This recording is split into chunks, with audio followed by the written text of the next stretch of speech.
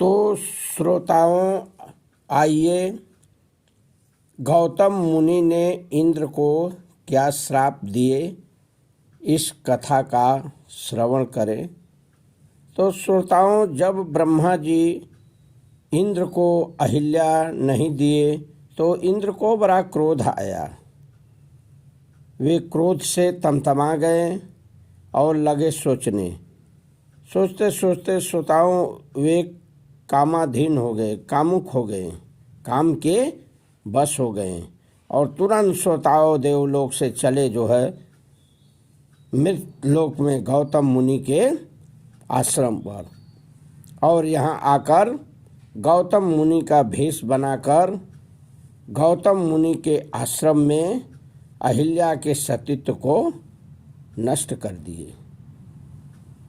फिर तो श्रोताओं गौतम मुनि उसी समय आ गए। ध्यान देना श्रोताओं, गौतम मुनि के साथ छल हुआ था, इसलिए वो बाहर चले गए थे। कथा बहुत लंबी है, यहाँ पर मैं आपको संक्षेप में कह रहा हूँ। गौतम मुनि आ गए और रंगे हाथ इंद्र को पकड़ लिए। फिर तो श्रोताओं गौतम का क्रोध 7वें आसमान पर चढ़ गया जब देखे इन दोनों की दशा, गौतम की और जब इन दोनों की दशा देखें। कौन कौन? इंद्र और अहिल्या की।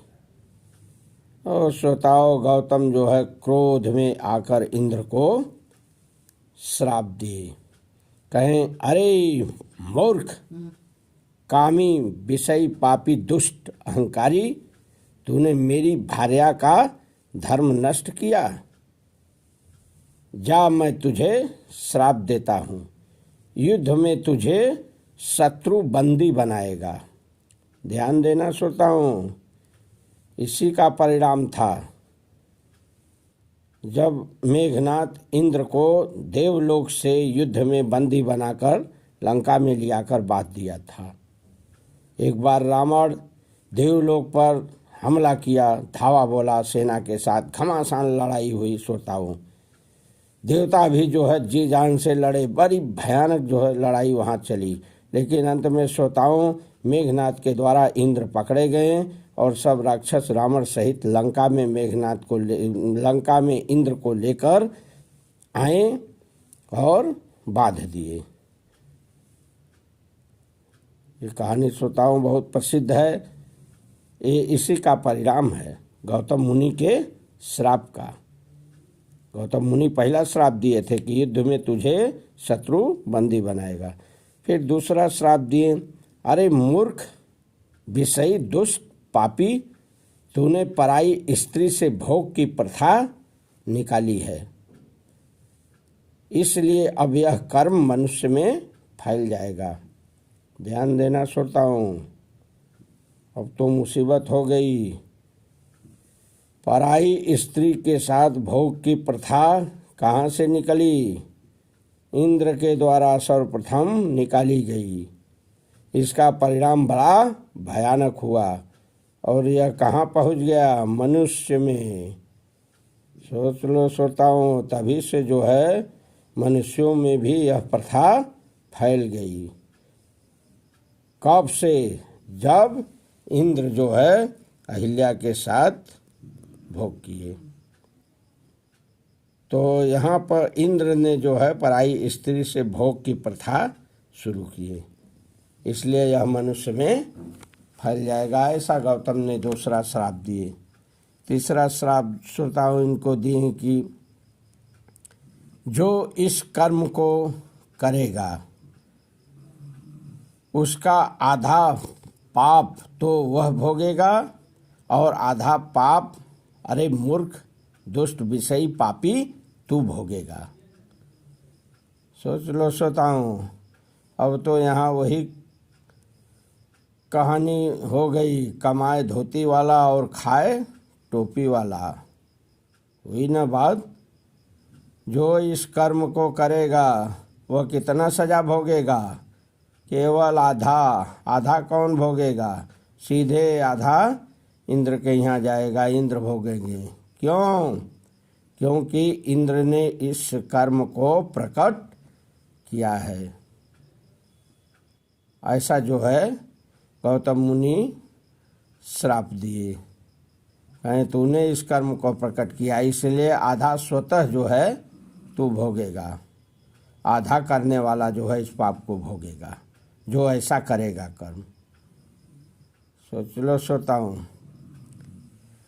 और फिर श्राप दिए कि अरे मूर्ख, अब तू एक स्थान पर न रहकर इधर उधर मारा फिरेगा। सोच लीजिए श्रोताओं, अब तो सिंहासन भी गया इंद्र का, पहले ऐसी बातें नहीं थी। कहें अब तू एक स्थान पर नहीं रहेगा, इधर उधर मारा फिरेगा, और तेरे बाद जो भी इंद्र बन के आएगा, जो भी अब इंद्र होगा, वह भी भटका फिरेगा। सोच लो श्रोताओं, अपराध कोई करे और पाप कोई भोगे, यहाँ यही कहावत हो गई राजा दशरथ की। और करे अपराध कोई और पाओ फल कोई, वही यहाँ कहानी बन गई श्रोताओं। किए इंद्र अपराध, लेकिन आने वाला भी बेचारा जो इंद्र बनेगा वह भी इधर उधर भटका फिरेगा, वो भी अब स्थिर नहीं रहेगा। कहने का मतलब इंद्रासन अब किसी एक का नहीं रह जाएगा।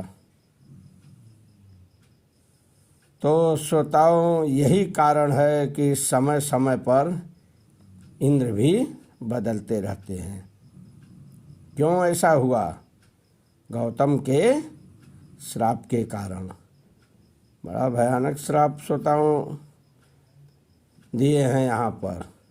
यह कथा श्रोताओं रामायण की है। ये ब्रह्मा जी सुना रहे हैं कथा इंद्र को। और तो श्राप श्रोताओं अन्य पुराणों में देखेंगे तो दूसरे ढंग से है, जो है इंद्र को श्राप दिया गया है। कहीं जो है इनको वृषणहीन होने का श्राप है, कहीं इन्हें जो है 1000 भग होने का श्राप है। बहुत जगह जो है हर पुराणों में जो है अलग अलग है, लेकिन यहाँ पर श्रोताओं यही है जो है, इसलिए यहाँ पर जो है मैंने संक्षेप में इसी को जो है महत्व दिया है। तो श्रोताओं, ये कथा यहीं पर जो है समाप्त की जाती है। अहिल्या को भी श्राप दे दिए, इंद्र को भी श्राप दे दिए।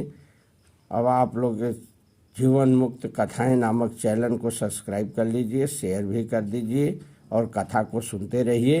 ये भगवान से रिलेटेड कथा है, भगवान से जुड़ी हुई कथाएं हैं। इसको सुनने मात्र से श्रोताओं जीव स्वतः जो है जीवन मुक्त हो जाता है। ऐसा प्रमाण मैं शुरुआत में अपने 3 कथाओं में आप लोगों को सुना चुका हूँ नारद मुनि के द्वारा। जो नहीं सुने हैं वो सुन लें।